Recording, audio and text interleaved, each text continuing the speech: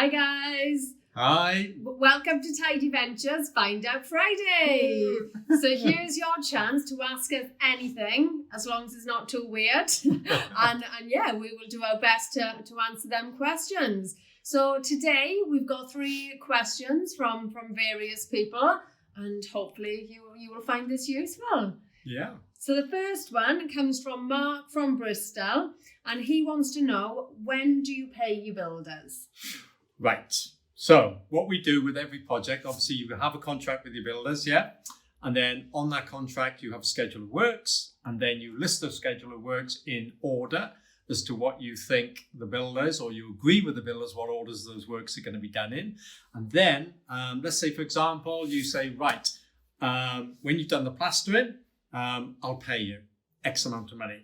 When you've done the plumbing works, I'll pay you, this is just generically explanation. Now, when you've done the plumbing works, I'll pay you X amount of money, okay? So you list when they'll be paid after they've done the works, not before, after. Now, when I say not before, most builders, when they start a project, they do like a little bit of a deposit to be paid up front. Yes, I do agree with that personally, but no more than 10% of what the value of the project is, okay? So give them a deposit, 10%, they can get started by materials in, schedule the work, and then make sure that you pay them once those works have been done, not before. Not before. Definitely not, because we've had a few issues, haven't we? Yes. Where we've been too nice and we've given them a little bit more because they've worked with us before. And this is the hard thing, like when you actually trust them because they've worked with you before, then you don't mind being a little bit more lenient. But then it's always good until it isn't. So I make it very, very clear now, please do not ask for any money, even if like a crazy situation is happening. Please don't, because you're not going to get it. This is what's happened before. And as long as they know from the outset, then they're absolutely fine with that. Yeah. Just set the goals from day one, and then they'll respect you from it, and then hopefully, you'll respect them. So yeah, think with your head, not your heart. I know it can be hard sometimes because you're nice people, but yeah, make sure the work is done first, and make sure that you're happy with it as well. Because if you're not, they're going to have to do it again, And if you do pick them up on things and they see that you're very, picky, they'll go that extra mile to make sure it's right from the very beginning. So yeah, that's when you pay your builders. Oh, and the other thing, I nearly forgot, at the end of the project, okay, hold a retainer. I was going to say that. Right? I was just going to say that. Hold a retainer, yeah. So again, that can maybe be 10%.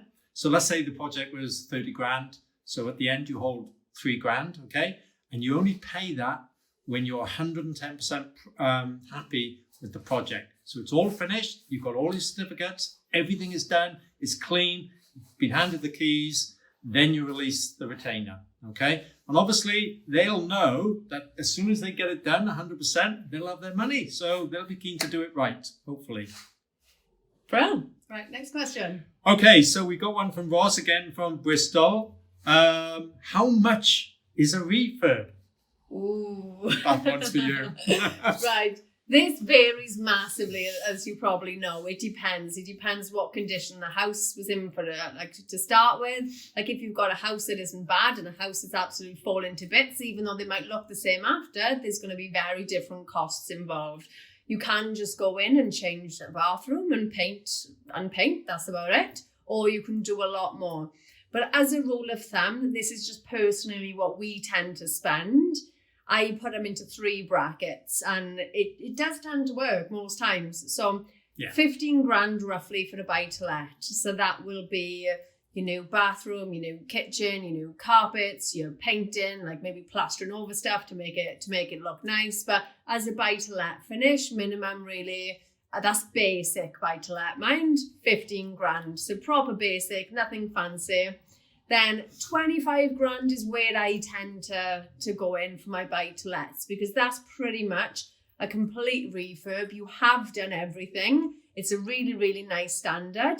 It hasn't got the super features like the lights, the fireplaces, the glass doors and all that stuff, but it's a really, really nice solid property where you've done a complete renovation.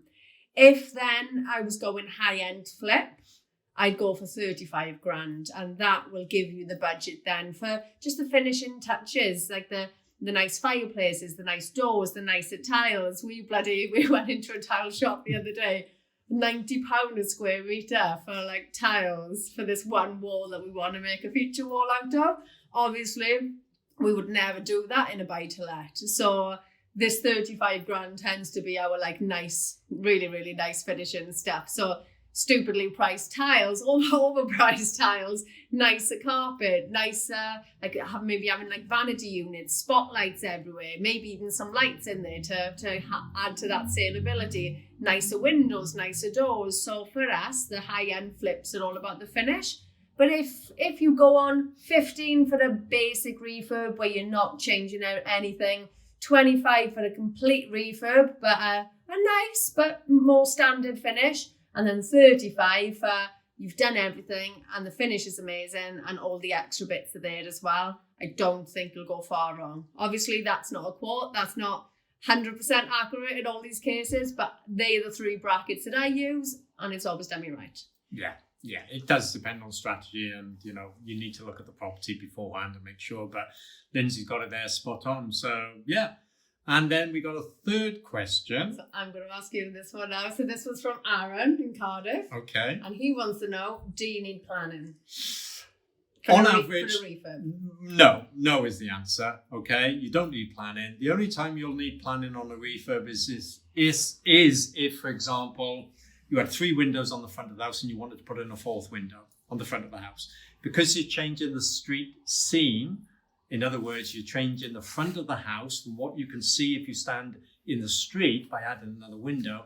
In theory, you do need planning permission for that, but only that, okay? Everything else inside the property, behind the property, it comes under building regs. If it's a major refurb, if it's just a basic buy-to-let refurb that you're not doing any structural alterations, then you don't even need building control. So you might need electrical work done, but the electrician can sign that off because he's got the authority and the qualifications to do so. So more often than not, no. So saving money there. Yeah, but the full refurbs, probably build control. Yes. Definitely, if you're putting in RSJs, yeah, definitely need build control. So anything major, build control. Basic, no. There we are. So I hope you've enjoyed this, guys. So we've dropped a link below to actually join our Facebook group. So in the group, there'll be lots of videos, walkthroughs and seeing our projects. We will answer these questions every week so that hopefully we can all learn and grow together.